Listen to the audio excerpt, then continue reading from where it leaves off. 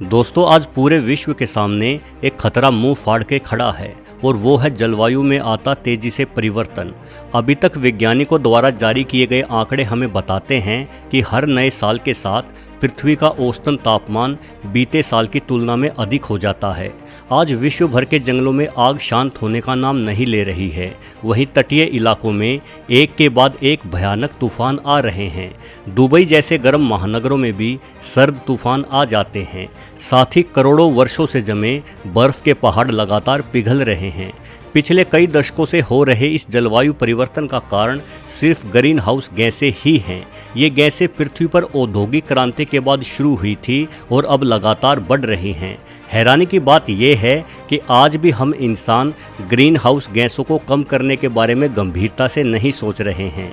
सन 2000 से लेकर आज तक पूरे विश्व में कार्बन डाइऑक्साइड के उत्सर्जन में 50% की बढ़ोतरी हो चुकी है और ये बढ़ोतरी हर बीते वर्ष के साथ और अधिक हो जाती है।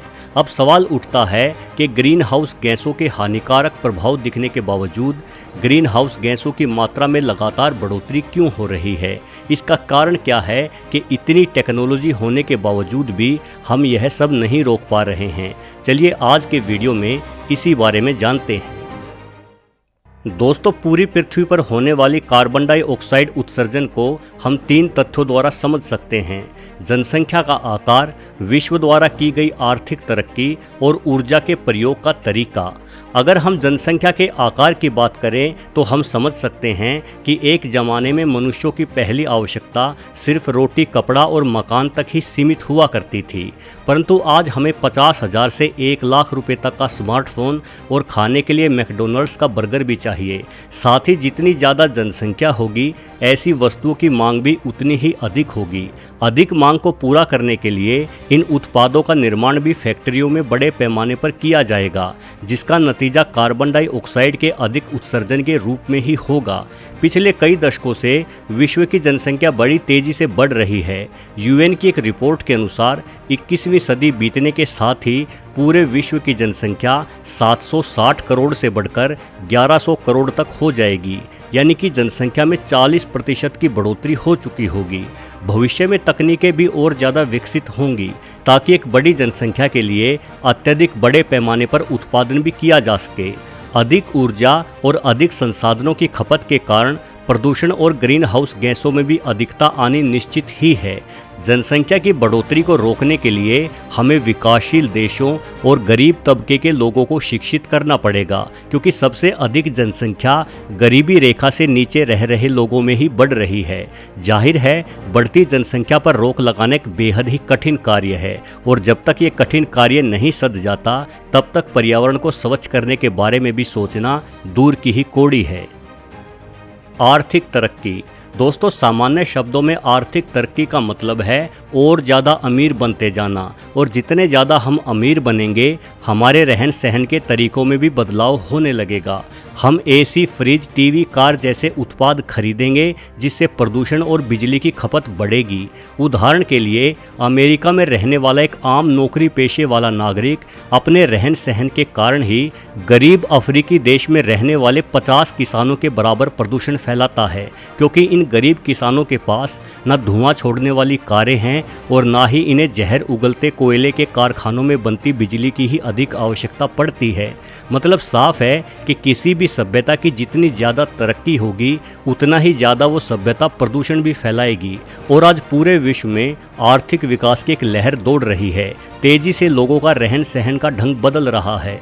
पूरे विश्व से ही गरीबी खत्म करने का प्रयास किया जा रहा है।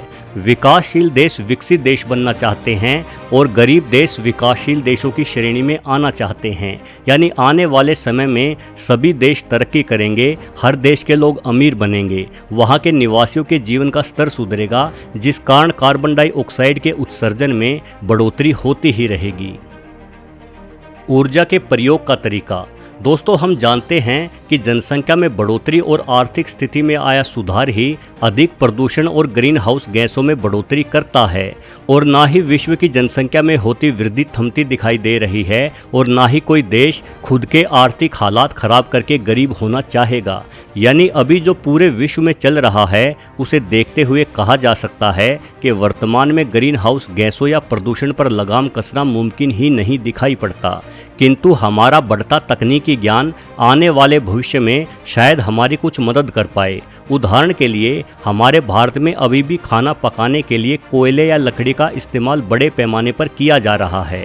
वहीं अगर हम एक यूरोप के विकसित देश की बात करें तो वहाँ इंडक्शन चूल्हे पर खाना पकाया जाता है, और वो इंडक्शन चूल्हा न्यूक्लियर पावर प्लांट से पैदा की गई बिजली से चलता है। न्यूक्लियर पावर प्लांटों द्वारा बिजली उत्पादित करते समय काफ़ी कम मात्रा में ही ग्रीन हाउस गैसें उत्पन्न होती है। यानी हम सही तरीके से ऊर्जा के संसाधनों का इस्तेमाल करके ग्रीन हाउस गैसों के उत्सर्जन में रोकथाम कर सकते हैं। कुछ वर्ष पहले तक हम रोशनी के लिए बल्ब का इस्तेमाल करते थे। एक बल्ब आमतौर पर 100 वाट की बिजली खपत करते हुए जलता था। फिर हमने उस बल्ब को 20 वाट के CFL से बदला, और आज सिर्फ 5 से 7 वाट की LED से ही हमें अच्छी खासी रोशनी प्राप्त हो जाती है। यानी विज्ञान की बढ़ती तकनीकों की मदद से हमारी रोशनी की खपत 100 वाट से 5 वाट पर आ गई है। मतलब यही हुआ कि आने वाले भविष्य में अगर हम प्रौद्योगिकी को और भी अच्छे तरीके से प्रयोग में लाए तो और ज़्यादा ऊर्जा यानी बिजली बचा सकते हैं, जिससे कार्बन डाइऑक्साइड गैस के उत्सर्जन में भी भारी कमी आएगी। आने वाले भविष्य में बिजली बचाने के लिए आर्टिफिशियल इंटेलिजेंस का प्रयोग करने की कोशिशें भी की जा रही हैं। जैसे अगर कमरे में कोई नहीं होगा तो लाइटें खुद ब खुद बंद हो जाएगी, या आप घर से बाहर बैठे भी फ़ोन के जरिए अपने घर की सभी इलेक्ट्रिक वस्तुओं को बंद कर सकते हैं। हमें कोयले से चलने वाली फैक्ट्रियों को सोलर प्लांट, पवन चक्कियों या परमाणु ऊर्जा से चलाने की ओर भी अधिक ध्यान देने की आवश्यकता है। साथ ही हमें ट्रांसपोर्टेशन सिस्टम को भी पूरी तरह से पेट्रोल डीजल से मुक्त करके CNG या इलेक्ट्रिकल पर लाना होगा, जिससे धुआं उगलते वाहनों से मुक्ति मिल सके। वैसे अगर देखा जाए तो इन सब तकनीकों का इस्तेमाल करने से भी कई बार नई समस्याएं उत्पन्न हो जाती है, क्योंकि जैसे ही हम किसी संसाधन को और भी ज़्यादा कुशलता से इस्तेमाल करना शुरू कर देते हैं, वैसे ही उस संसाधन का इस्तेमाल भी बढ़ा देते हैं। उदाहरण के लिए जब कम ईंधन पर चलने वाले हवाई जहाज बनने लगे तो टिकटों की कीमत भी कम होने लगी, जिसका नतीजा यह हुआ कि यात्रियों की संख्या में भी बेहिसाब बढ़ोतरी होने लगी, और जहाज़ों के उड़ने के घंटे भी पहले की तुलना में ज़्यादा होने लगे।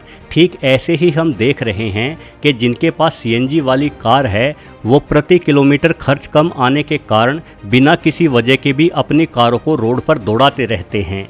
यानी एक तरफ अगर हम ऊर्जा के संसाधनों का बेहतर तरीके से इस्तेमाल सीखते हैं ताकि लागत और प्रदूषण कम हो, तो वहीं दूसरी तरफ इस्तेमाल भी ज़्यादा करने लगते हैं, जिस कारण कार्बन डाइऑक्साइड गैस का उत्सर्जन फिर से पहले जितना ही हो जाता है।